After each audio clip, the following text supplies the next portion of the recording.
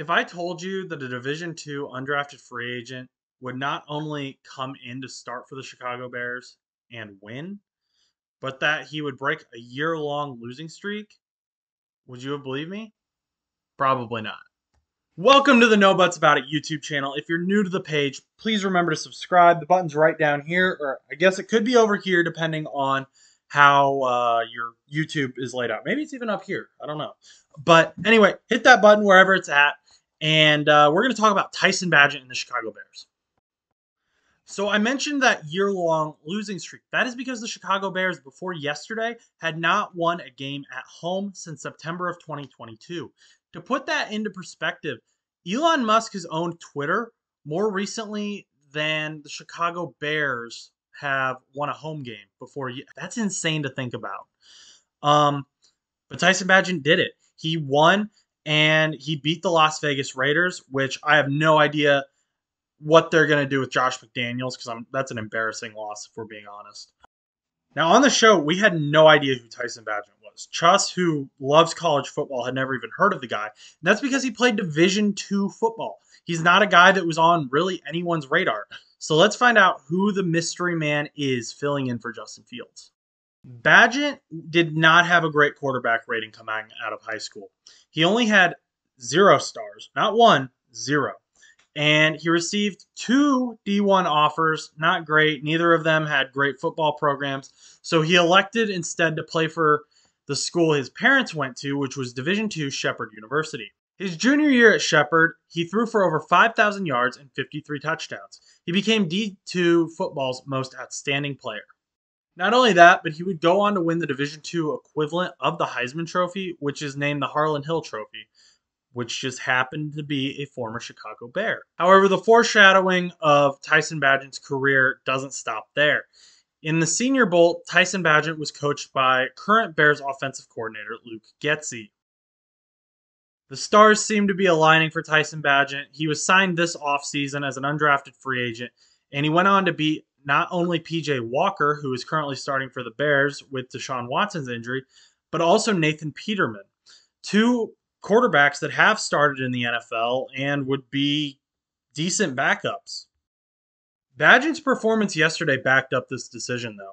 He led the best performing Bears team this season, in my opinion. I mean, I can't think of a time when the Bears offense looked better than they did yesterday. They were actually fun to watch. Usually it's like I have to watch the Bears. But yesterday, it was enjoyable. I enjoyed watching the game.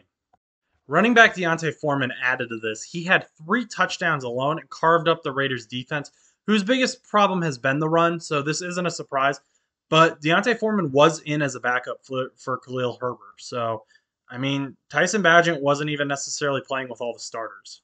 It also certainly didn't hurt that the Bears' defense held the Brian Hoyer, who was in for an injured Jimmy Garoppolo, led Raiders' offense to the 12 points. I mean, that's a great performance from the defense. It was just a great performance all around for the Bears yesterday.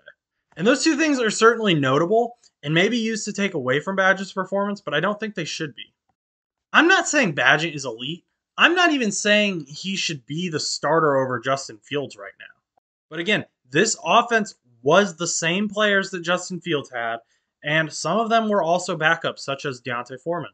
However, even with all this action he had going on, Tyson Bagent was still able to put together a 97.6 passer rating. He completed 21 of 29 passing attempts.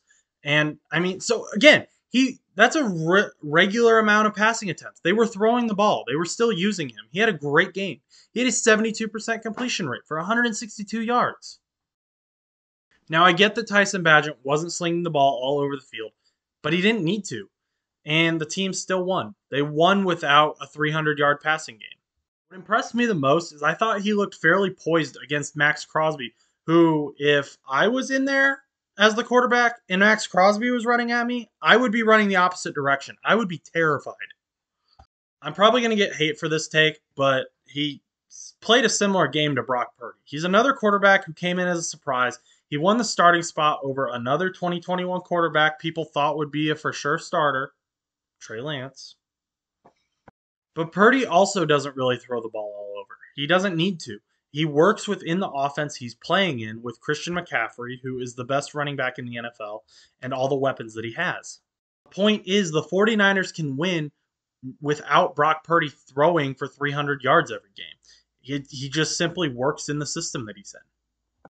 That's all the comparison I'm prepared to make right now. However, with speculation that Justin Fields could be traded in the offseason, I wouldn't be shocked if they try out Bagent as a starter if he continues to play games like he did yesterday. And honestly, if he can work with Matt Eberflus better than Justin Fields is, just from a chemistry perspective, try it out. Maybe it works out. Maybe it doesn't. But if Justin Fields seems to be having coaching issues, maybe Tyson Bagent works better with Matt Eberflus, and then you've got everything solved. I'm not going to make a bold declaration now. All I'm saying is keep an eye on Tyson Bagent. Maybe he'll be a one-hit wonder, or is he the next Brock Purdy? Let me know what you think down in the comments. And as always, make sure to like, comment, and subscribe. Thanks for watching that video, guys. If you want to check out a most recent full episode of No Buts About It, that's going to be right over here. Right there. Check that out. And if you just want to see more short clips, we're going to have one right over here for you to watch. Check out No Buts About It on Spotify, Apple Podcasts, anywhere you listen to podcasts, so you can listen to us on the go. Once again, have a great day and go do something nice for someone.